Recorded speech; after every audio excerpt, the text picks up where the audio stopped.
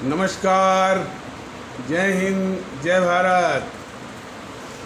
भारतीय अवाम ताकत दल अपने भारतीय भाई बहनों अर्थात अपने देश भारत की जनता अर्थात अपनी भारतीय अवाम से भारतीयता आधारित आपसी श्रद्धा, भारतीयता आधारित आपसी स्नेह, भारतीयता आधारित आपसी प्रेम, भारतीयता आधारित आपसी अखलाक मोहब्बत, भारतीयता आधारित आपसी सहयोग, भारतीयता आधारित आपसी सम्मान, भारतीयता आधारित आपसी एकता, भारतीयता आधारित आपसी भाईचारा तथा भारतीयता आधारित आपसी सद्भाव को समझने व उसे आत्मसात करके वैसा ही आचरण एवं व्यवहार करने हेतु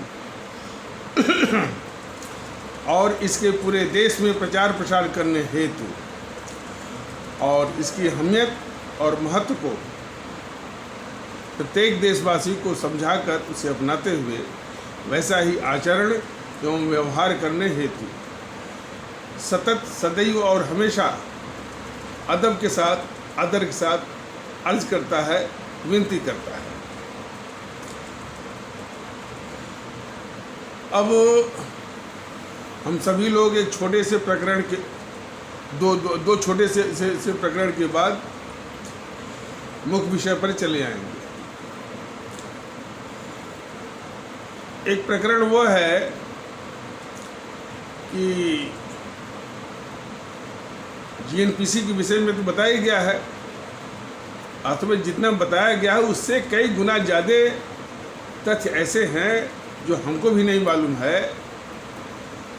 और जब जैसे जैसे मौका आएगा और परिस्थितियाँ आएंगी और चीज़ें उजागर होंगी, लेकिन यह है कि सारे तथ्य यही मिलाकर कहते हैं कि ये जीएनपीसी गांधी नेहरू परिवार चांडाल चौकड़ी का कैस इस मुल्क के लिए सबसे बड़ी अभिशाप है और उसके साथ साथ ये वाम दल इस देश के बहुत ही खतरनाक दुश्मन और गद्दार है और बाकी जो पार्टियां इसके साथ जो चिपकने वाली हैं वो भी इस समाज की विध्वंसक है। तो बात जीएनपीसी की हो रही थी, तो जीएनपीसी का नेहरू जो है कश्मीर के मामले में जो कश्मीर भारत का अभिन्न अंग हो चुका था, उसका विलय अंतिम और पूर्ण रूप से हो चुका था, उसको किस प्रकार साजिश करके पाकिस्तान को सौंपना चाहता था। अंतर्राष्ट्रीय साम्राज्यवादी ताकतों का एक बहुत ही खतरनाक भारत विरोधी एजेंट बन करके, तो उसी कड़ी में जीएनपीसी के और भी जो नेता हैं वो किस प्रकार जम्मू कश्मीर के साथ वही जो मंसूबा गद्दार नेहरू का था उसी को पूरा कर रहे थे। उनको ये मालूम था कि जो कश्मीर का जो हिस्सा है वन घाटी वाला कश्मीर का, उसमें इस्लाम आस्था वाले भारतीय भाई बहनों का बहुलता है, मेजॉरिटी है, जम्मू में नहीं है। तो ये गुलाम नबी आज़ाद जैसे लोग जो कि जीएनपीसी के नेता हैं, ये पाकिस्तान से मिलकर के पाकिस्तान के नागरिकों को वो जो ज़मीन जो सरकारी ज़मीन है या सरकारी जंगल के आसपास जो वन विभाग की ज़मीन है, उसमें पाकिस्तान के नागरिकों को बसाने का एक बहुत बड़ा षड्यंत्र रच रहे थे। ये इसका भी खुलासा हुआ है। देखिए, जहाँ एक और उस गद्दार नेहरू के धारा 370 और 35A के कारण शेष भारत के लोग वहाँ बस नहीं सकते, उनको नागरिकता मिल नहीं सकती, वहीं पर इस गद्दार जीएनपीसी का वो गद्दार गुलाम नबी आज़ाद पाकिस्तान के लोगों को जो कि इस देश के नहीं हैं उनको बसा करके जम्मू की जो आबादी का जो नक्शा है, यानी वो डेमोग्राफिक सिनारियो, उसको बदलने की कोशिश, उसको बदलने की साजिश कर रहा था गुलाम नबी आज़ाद गद्दार। तो ये धीरे धीरे करके और बहुत ठंडे दिमाग से हमारे आदरणीय भारतीय भाई बहन बहुत गौर करके देखें, ये जेएनपीसी जो है इस मुल्क के लिए कितनी खतरनाक है, और हर वक्त जो है वो गद्दारी करके रहते हैं। और विशेष करके हमारे इस्लाम आस्था वाले भारतीय भाई बहन, मैंने जिनको आप लोग मुसलमान कहते हैं, भारतीय ताकत दल ने कई बार इस बात को स्पष्ट किया है कि भारतीय ताकत दल हमारे इन भारतीय भाई बहनों को मुसलमान शब्द से संबोधित करना उनके सम्मान के अनुरूप नहीं मानता। सम्मान भी, और जिस संबोधन के, जिस इज्जत के वो हकदार हैं, उसके भी अनुरूप नहीं मानता। इसलिए वो जो है इसी संबोधन से उनको संबोधित करता है कि हमारे इस्लाम आस्था वाले भारतीय भाई बहन, मतलब कि वो हमारे भारतीय भाई बहन हैं, उनकी आस्था एक पंथ विशेष इस्लाम में है बस। लेकिन उनकी मुख्य लगाव है इस मुल्क से और सभी से, हमसे भी, इस भारतीय ताकत दल से भी, कि वो हमारे भारतीय भाई बहन, पांथिक आस्था उनकी इस्लाम की है। इसलिए तो कहा जा रहा है कि इस्लाम आस्था वाले भारतीय भाई बहनों के समाज को भी विशेष रूप से देखने की जरूरत है। ये जेएनपीसी जो है इस मुल्क के लिए कितनी खतरनाक है।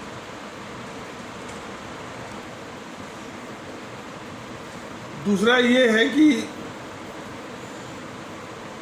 जो कानपुर की जो घटना है, जिसमें हमारे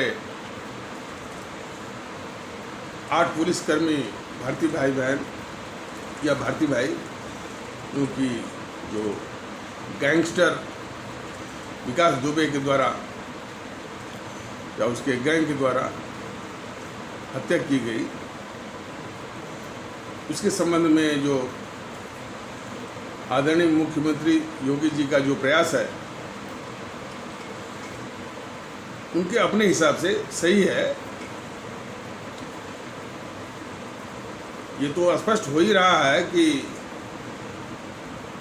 उसके राजनीतिक संबंध हैं, राजनीतिक संरक्षण मिला हुआ है, और राजनीतिक संरक्षण कोई योगी जी के शासन में 2-3 साल से तो मिला नहीं है। पिछली जो सरकारें रही हैं, बसपा की, सपा की, और सपा बसपा की सरकारों के विषय में तो ये सर्वविदित है कि ये गुंडे और माफियाओं की सरकार ही होती है। तो हो सकता है कि कुछ कनेक्शन बीजेपी के लोगों से हुआ, मैंने इस बात से कोई इनकार नहीं है, लेकिन मुख्य जो है संरक्षण जो है सपा बसपा के लोगों के द्वारा है, ये ज़्यादा स्पष्ट है। और अभी से बसपा के सपा के खासकर मुलायम सिंह अभी से चिल्लाना शुरू करती है, तो चोर की दाढ़ी में तिनका वाली बात जो है अभी से सत्यापित हो रही है। और इसीलिए शायद वो उसका इनकाउंटर ना होकर के जब वो जिंदा पकड़ा गया, तब से ये मैंने सपाइयों का और अखिलेश का और लोगों का के कान खड़े हो गए कि हो सकता है कि इस बात को वो उगले, खुलासा करे। तो भारतीय जनता ताकत दल का आदरणीय मुख्यमंत्री आदित्यनाथ योगी जी से ये बस यही अनुरोध है कि सिर्फ पुलिस विभाग में ही उसके कनेक्शन को ढूंढ करके वहीं तक सीमित रह जाएं, तब ये इस केस के साथ न्याय नहीं होगा। राजनीतिक कनेक्शन, राजनीतिक संरक्षण और राजनीतिक जो है पॉलिटिकल पैट्रोनेज प्रोटेक्शन, इसकी भी तहकीकात करवाएं, और जो भी मिलता है बगैर किसी भय के और पक्षपात के उसको दंडित करवाएं। हो सकता है कि मुख्यमंत्री के रूप में उनको दंडित करने की सीमाएं हों, अधिक से अधिक क्या कर सकते हैं, जो जो जो जो, जो कानूनी प्रक्रिया है, जेल वगैरह होगी। लेकिन हो सके जिस प्रकार विकास दुबे का वो घर ढहाया गया, विकास दुबे का जो है सारे खाते सील के गए, इसी प्रकार की सज़ा और इससे भी अधिक सज़ा जिन राजनीतिक दलों ने और जिन राजनीतिज्ञों ने इसको सरकार दिया है, यदि उसी प्रकार का दंड जो विकास दुबे के साथ किया गया, उसके घर को ढहाना, उसके सारे खाते को सील करना, जब तक इस प्रकार का दंड राजनेताओं को नहीं होगा, तब तक इस तरह की वारदातों में कोई फर्क आने वाला नहीं। इतना ही भारतीय जनता दल आदरणीय मुख्यमंत्री श्री आदित्यनाथ योगी जी से करना चाहता है। और ये कनेक्शन सिर्फ राजनेताओं और राजनीतिक पार्टियों का नहीं है, पत्रकारों का भी है। ये जो पत्रकार बहुत हाँकते हैं ना, उनके भी कनेक्शन को ढूंढ लाइए और उनको भी बेनकाब करने की जरूरत है। और उनके लोग भी मिलते हैं, उनके साथ भी वैसा ही दंड जो विकास दुबे के घर को ढहा करके, उसके सारे खाते को सील करके, इत्यादि करके, तब जाकर के इस केस के साथ एक मुकम्मल इंसाफ हो पाएगा। इतनी ही बात भारतीय जनता दल आदरणीय मुख्यमंत्री योगी आदरणीय मुख्यमंत्री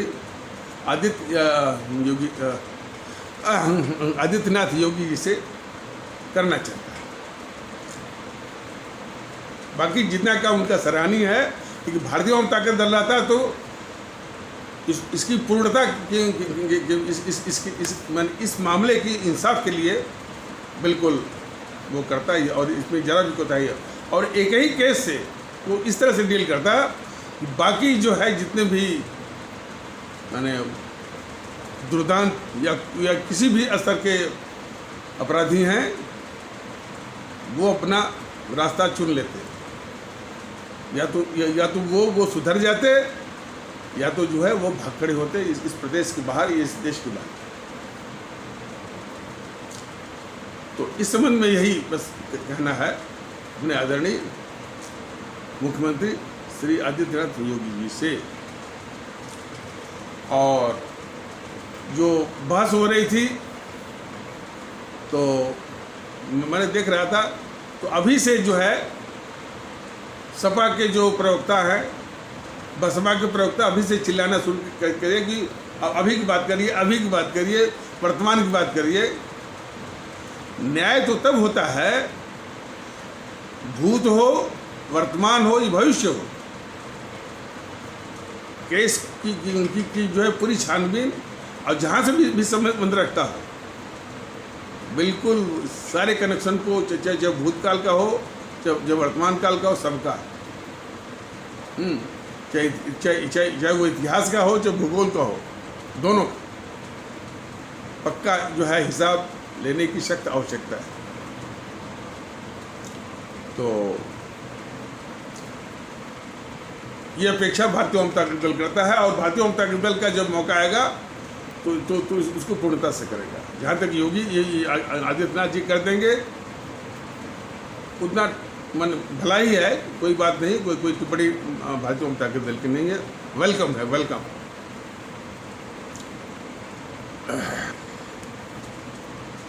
उसी प्रकार जो ये खुखार गद्दार कन्हैया के गिरोह ने, कन्हैया कुमार ने अपने गिरोह के साथ जब ये जेएनयू के प्रांगण से सरेआम नारा लगवाया कि भारत तेरे टुकड़े होंगे और भारत की बर्बादी तक जंग जारी रहे, यह सोच करके बहुत दुख होता है ये मोदी जी के लिए कि इन्होंने इसको हल्के रूप में क्यों लिया। अब सवाल उठता है,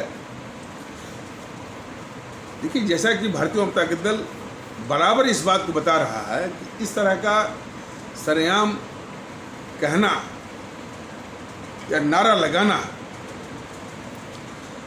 हमारे भारत राष्ट्र के संप्रभुता और सार्वभौमिकता, सॉवरेंटी पर सीधा हमला है। यह बात मोदी जी के मस्तिष्क में क्यों नहीं आई? सवाल बस यहीं से उठता है। और भारतीय जनता दल को पूरा यकीन है, यदि उनके मस्तिष्क में ये बात आई होती कि इस तरह का नारा हमारे मुल्क भारत या भारत राष्ट्र के की संप्रभुता और उसकी सार्वभौमिकता पर सीधा हमला है, वो निश्चित रूप से इस गैंग को सेना के हवाले करते। और गैंग को ही नहीं, इसके समर्थन में जो लोग भी आते, जैसे कि वो राहुल आया था, उसके राहुल उसका पार्टी GNPC, डी राजा आया था, उसकी पार्टी CPI, सीताराम येचुरी आया था, उसकी पार्टी CPIM, केजरीवाल भी आया था, उसकी पार्टी, उसकी आम आदमी पार्टी, इनको भी सेना के हवाले कर दिए होते मोदी जी, यदि वो इस रूप में लेते कि ये नारा हमारे भारत राष्ट्र की सार्वभौमिकता, संप्रभुता, सॉवरेंटी पर सीधा हमला है। अब इसमें एक सवाल और भी उठता है कि मोदी जी को इस देश की संप्रभुता और सार्वभौमिकता, सॉवरेंटी का कुछ ज्ञान है कि नहीं है, इस पर भी सवाल उठता है। माने ये हंसी की बात नहीं है, बहुत गंभीर बात है। और भारतीय जनता दल को तो पूरा यकीन है कि रविशंकर प्रसाद जैसे लोगों की सहायता के बगैर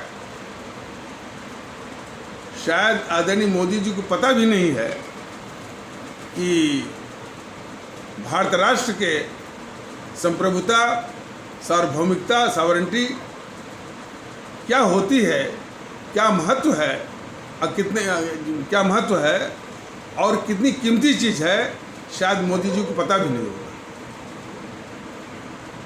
ये काफ़ी मतलब अंदेशा है भारतीय जनता दल का। यदि पता होता तो उसके प्रति जो है संवेदनशील होते, और संवेदनशील होते तो निश्चित है कि देशभक्ति का ये तकाजा है कि ऐसे तत्वों को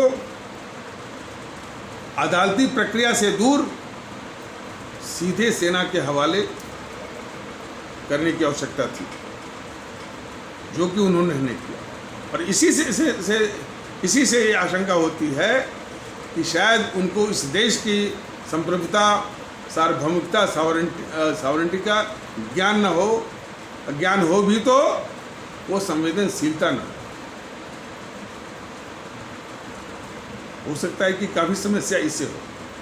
भारतीय जनता दल ये सीधा जो है सवाल करता है कि आदरणीय मोदी जी को भारत राष्ट्र के संप्रभुता, सार्वभौमिकता और सॉवरेंटी का ज्ञान है कि नहीं है, और यदि ज्ञान है तो ये कितनी बेशकीमती चीज़ है भारत राष्ट्र के लिए, इसका ज्ञान है कि नहीं है, और यदि इसका ज्ञान है तो वो कितनी बेशकीमती चीज़ है भारत राष्ट्र के लिए, इसके प्रति उनके मन में संवेदनशीलता है कि नहीं है। ये तीन बातों के लिए भारतीय जनता दल का बिल्कुल संदेह है, और यही बात हमारे आदरणीय भारतीय भाई बहनों को भारतीय जनता दल बताना चाहता है। क्योंकि मुल्क ने देखा होगा कि जब उन्होंने इसको अदालती प्रक्रिया में उलझा दिया,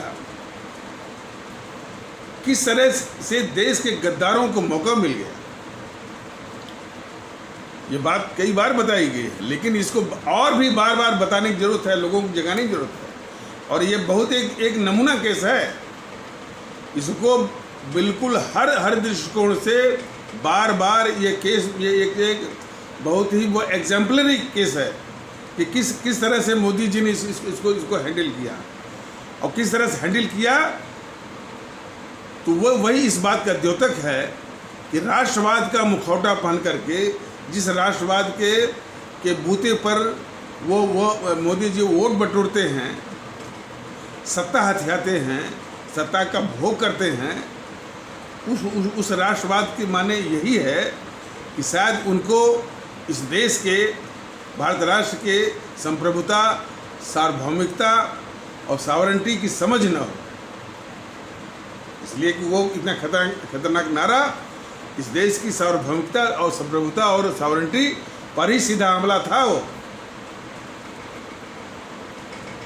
तो उसकी एक उपयुक्त समझ होनी चाहिए जो कि शायद मोदी जी में न हो, इसकी भारतीय जनता दल को आशंका है। और वो कितना बेशकीमती है, कितना वो इनवैल्यूएबल है और जिसकी कीमत नहीं लगाई जा सकती, बेशकीमती चीज़ है भारत राष्ट्र के लिए। इसकी भी उपयुक्त समझ न हो और ये मान लीजिए ये दोनों समझ हो तो उसके प्रति जो है उचित संवेदनशीलता का भी अभाव हो, इसका भी संदेह भारतीय जनता दल को है। इसीलिए तो उन्होंने इसको अदालती प्रक्रिया में जिस प्रकार जो है वो इन्होंने सर्जिकल स्ट्राइक करवाई, बालाकोट में एयर स्ट्राइक करवाई, उसी स्तर की कार्रवाई की आवश्यकता थी। और यदि ऐसा हुआ होता तो देश के अंदर काफ़ी दुश्मनों को उचित सबक मिल गया होता, माकूल सबक उनको मिल गया होता। तो उन्होंने जो इतने देश की संप्रभुता, सार्वभौमिकता, सॉवरेंटी पर सीधा हमला के मामले को इतने हल्के रूप में जो लिया और अदालती प्रक्रिया में उसको उलझाया, जिसके कारण देश के गद्दारों को मौका मिला, यह देश ने देखा। देश का गद्दार जीएनपी मैंने ये कम्युनिस्ट वाले, वही जिसने नारा लगाया ये हमारे देश की संप्रभुता और सॉवरेंटी और सार्वभौमिकता पर हमला बोलने वाला, भारत तेरे टुकड़े होंगे इंशाअल्लाह इंशाअल्लाह, भारत की बर्बादी तक जंग जारी रहेगी, नारा जिस घोर गद्दार कन्हैया कुमार ने लगाया, उसको इसलिए गद्दार कम्युनिस्ट वालों ने उसको टिकट दिया संसदीय चुनाव लड़ने का। गद्दारी शुरू हो गई। दूसरी गद्दारी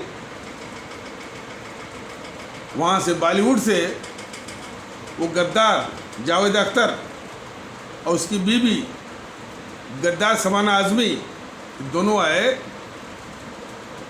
उस गद्दार कन्हैया कुमार के पक्ष में चुनाव प्रचार करने के लिए बिहार में, बेगूसराय में। देखिए ना, इस बात को मुल्क को और हमारे आदरणीय भारतीय भाई बहनों को बहुत ही गंभीरता से बहुत गौर करके इसको देखें। और इसके बाद ये गद्दार पत्रकार किशोर अजवानी ने उसी गद्दार कन्हैया कुमार से टॉक शो चलवाया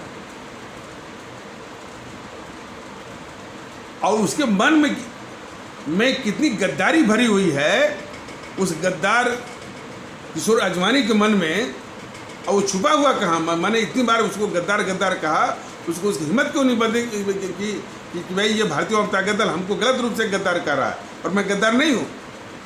सामने आए ना, लेकिन चूंकि वो गद्दार है और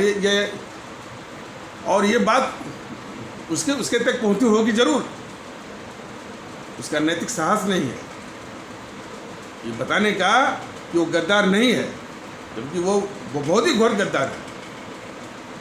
और उसके मन में गद्दारी का कितना धसी हुई है वो ये कह रहा है उस टॉक शो में यदि किसी ने ये कह ही दिया कि भाई भारत तेरे टुकड़े होंगे, देखिए तो इसमें नाराज होने वाली कौन सी बात है। देखिए ये पत्रकार है और देश के खिलाफ तेरे टुकड़े होंगे, कह रहा है कि इसमें नाराज होने वाली बात कौन सी है। भारतीय वाम ताकत दल को किसी यूट्यूब के माध्यम से उसको बताना पड़ा कि अरे वो गद्दार किशोर अजवानी यदि कोई सिरफिरा व्यक्ति तुम्हारी माँ बहन को गाली देना शुरू करे तो क्या तुमको क्या तुम में कोई उत्तेजना नहीं आएगी? तुमको गुस्सा नहीं आएगा? तुमको क्रोध नहीं आएगा? तुम्हारा खून नहीं खौलेगा? जरूर खौलेगा। जबकि वो गाली देने वाला तो कुछ आपकी माँ बहन के साथ वैसा कुछ न तो उसने किया न कर रहा।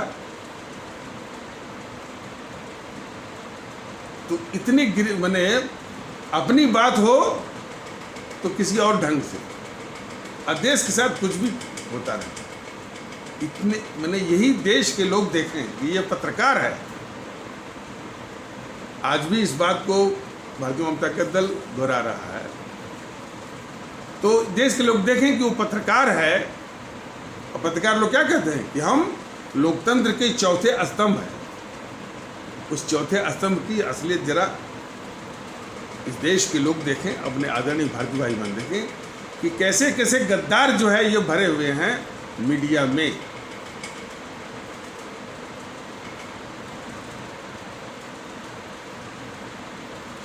कि और यह भी भारतीय वाम ताकत दल ने किसी यूट्यूब के माध्यम से कहा था कि इसका मालिक कौन है, उसके मालिक तक भी बात जरूर जाती है। इसको अब तक निकाला क्यों नहीं? और इस केस को लेगा जरूर भारतीय वाम ताकत दल। और इसके मालिक को भी यदि मुकेश अंबानी है तो मुकेश अंबानी का भी हिसाब जरूर लेगा। बार बार कह रहा है कि उसको तुरंत निकाल बाहर करके बेनकाब किया जाए किशोर अजवानी को। कम से कम एक एग्जाम्पलरी मिसाल तो बनाए। ये गद्दार पत्रकार के साथ ये मुल्क जो है वो क्या उसको जो है एक बिफिटिंग पनिशमेंट जो है मीट आउट कर रहा है।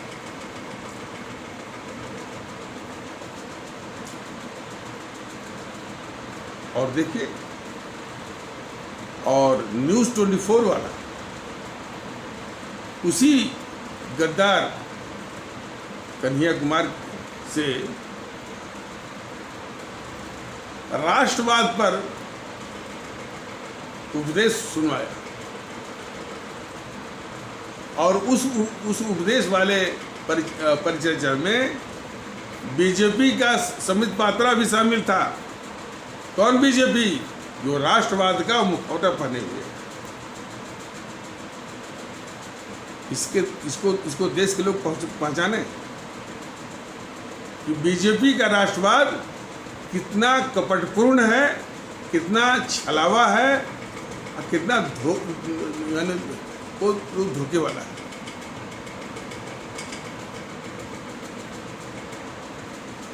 और साथ में जो उसके इस तरह के उपदेश को जो सुन रही थी जनता, श्रोतागण या ऑडियंस, भारतीय वाम ताकत दल स्पष्ट कर रहा है कि ऐसे सुनने वाले, ऐसे श्रोतागण, ऐसी जनता, ऐसी ऑडियंस की मानसिकता को भी धिक्कार है। इस तरह की मानसिकता को बदलें कि इतने घोर गद्दार के द्वारा राष्ट्रवाद पर वो प्रलाप हो रहा है और आप उस प्रलाप को सुन रहे हैं। और उन्हीं के माध्यम से देश में कुछ और भी इस तरह के बौद्धिक लोग होंगे जो कि इसके प्रलाप सुनते होंगे, उनकी भी मानसिकता को धिक्कार है, लानत।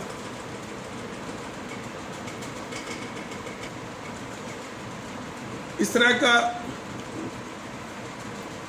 बात जो है भारतीय वाम ताकत दल ये यूट्यूब माध्यम से जो एक बार और बताया है भारतीय अवाम ताकत दल का ये कहना है, ये बार बार बताएगा, यह जो नमूना केस है यह देश को जगाने वाला है।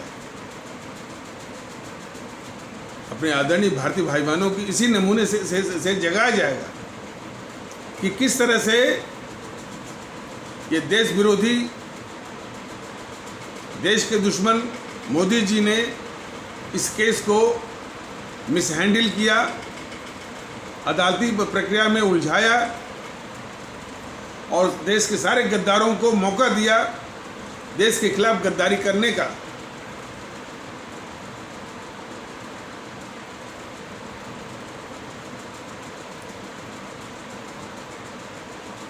तो ये सारी प्रकरणों से, उदाहरणों से, वाक़यातों से भारतीय जनता दल यही बता रहा है कि ये सारी देश विरोधी गतिविधियां जो हैं और देश के दुश्मन जो है ये पाले जा रहे हैं आदरणीय प्रधानमंत्री मोदी जी के द्वारा। और ये इस तरह की सारी शक्तियां निर्बाध रूप से छाती तान करके इस देश विरोधी गतिविधियों में सक्रिय हैं, लिप्त हैं। मोदी जी के शासन, मोदी जी की छत्र छाया में, तो मोदी जी का भी ये इस तरह की गतिविधि बहुत घोर गद्दारी का है और देश विरोधी है। देखिए, इस परिचर्चा से हट करके ये थोड़ा बताना जरूरी है कि ये जो भारतीयता का जो माहौल चला है और जो जिसके लिए कोशिश इस YouTube के माध्यम से पिछले 11-12 महीनों से चल रही है,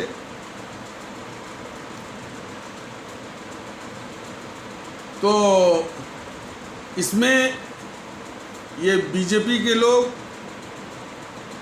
और GNPC के लोग इसका विरोध नहीं, देखिए, विरोध करने का तो हक सभी को है, ऐसी बात नहीं है।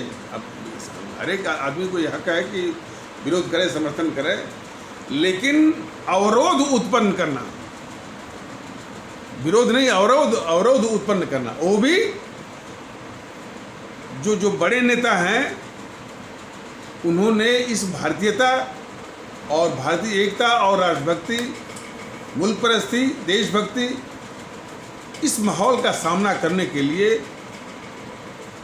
यानी इनके नेताओं ने अपना नैतिक बल और नैतिक साहस और नैतिकता खो दी है, होकर के वो बिलों में छुपे हुए और वो छुट भइयों को सिखा पढ़ा करके कभी भारतीय जनता दल के दफ्तर को ढूंढवाना, कभी हमको ढूंढवाना, कभी हमारे पदाधिकारियों के जरिए धमकी, कभी कभी गालियों के रूप में, और अनेक षड्यंत्र। अब ये षड्यंत्र हो सकता है कि छूट भैये कह रहे हैं, हो सकता है कि जब बात कन्फ्रंट हो तो वो नकार भी सकते हैं, ऐसा नहीं है।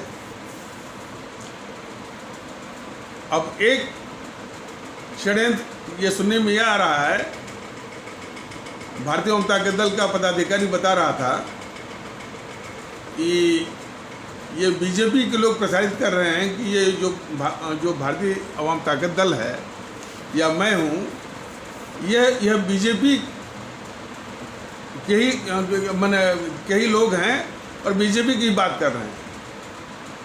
अनेक भ्रम पैदा करके इसको कमजोर करने की बात। YouTube को सभी लोग देख लें, और मैंने माना कि YouTube को देखने वाले या कोई भी देखने वाले ये मान जाएंगे कि मैं या भारतीय जनता दल है वो भारतीय जनता पार्टी या मोदी जी का कोई हिस्सा है।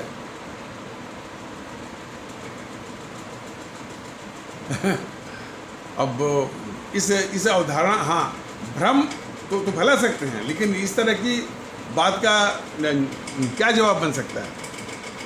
भारतीय जनता दल बार बार कह रहा है कि एक पहली बात कि जो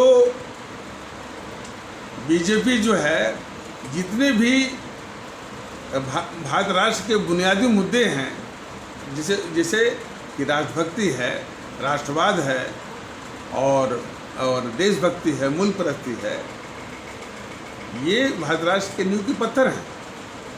ये सारे बुनियादी मुद्दों को ये पंथ विशेष हिंदुत्व से रंगने की इनकी एक कुछ चेष्टा है, एक साजिश है, जिसके कि सख्त खिलाफ है भारतीय जनता दल कि सार्वजनिक जीवन में, सामूहिक सामाजिक जीवन में, राष्ट्रीय जीवन में और प्रशासनिक जीवन में किसी भी पंथ की भूमिका नहीं है। लेकिन ये इसको घुसेड़ना चाहते हैं और बाकी चीज़ें तो विस्तार से जब मौका आएगा आप लोगों के बीच में हम लोग बताएंगे ही। और सबसे जो नाकाबिले बर्दाश्त चीज़ है भारतीय जनता दल को कि मोदी जी राष्ट्रवाद का मुखौटा पान करके, इसके बूते जो है चुनाव जीत करके, सत्ता हत्या करके, सत्ता का भोग करते हुए देश की खतरनाक देश विरोधी गद्दार ताकतों को पाल रहे हैं, उसके आगे घुटने टेक रहे हैं, उसके उन आरोपों को उल्टे स्वीकार कर रहे हैं, कबूल कर रहे हैं और सारे इन खतरनाक सांपों को दूध पिला रहे हैं। यह बिल्कुल भारतीय जनता दल को नाकाबिले बर्दाश्त है और मैं उम्मीद करता हूँ इस देश की आवाम को भी नाकाबिले बर्दाश्त होगी। यही बात भारतीय जनता दल अपने देश के लोगों को बताना चाहता है। और भी चीज़ें यदि इसी में यदि जो भ्रम फैला रहे हैं भारतीय जनता पार्टी को कि मैं मोदी का आदमी हूँ, मैं भारतीय जनता पार्टी का आदमी हूँ, खुश हुआ करें। लेकिन भारतीय जनता दल का ये कहना है कि देश विरोधी ताकतों का नाश होना बहुत ज़रूरी है, देश की स्थिरता के लिए, देश के सुकून के लिए, देश की सुरक्षा और उसको महफूज रखने के लिए। और उसकी पूरी शर्त है कि बीजेपी का विनाश बहुत जरूरी है। तो ये स्पष्ट करना चाहते हैं। तो ये एपिसोड कुछ लंबा हो गया, तो इन्हीं ज़रूरी अल्फाजों के साथ इस ज़रूरी परिचर्चा और तबसरा को यहीं पर विराम दिया जाता है। तब तक के लिए नमस्कार, जय हिंद, जय भारत।